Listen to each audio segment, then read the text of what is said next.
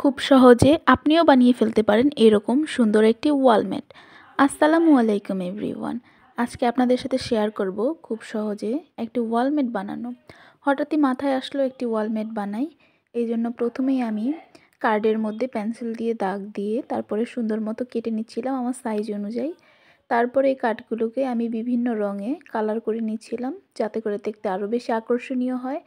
Colour করার পরে pencil দিয়ে প্রত্যেকটা কার্ডের মধ্যে আমি লেখা লিখে নিচ্ছিলাম। আমি যে লেখাগুলো দিব এই তো দেখতে পাচ্ছেন পেন্সিল দিয়ে লিখেছি, তার উপরে আমি কালার করে দিব লেখাটাকে গাঢ় করে।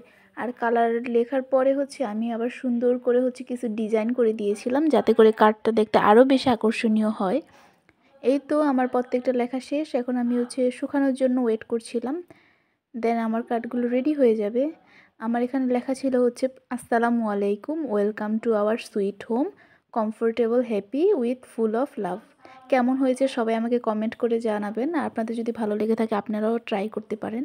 এই তো আমি সাজিয়ে দেখছিলাম কেমন লাগে। আর লাস্টে আমি আমার মেন গেটের বাইরে লাগালাম, দরজার পাশে দড়ি দিয়ে।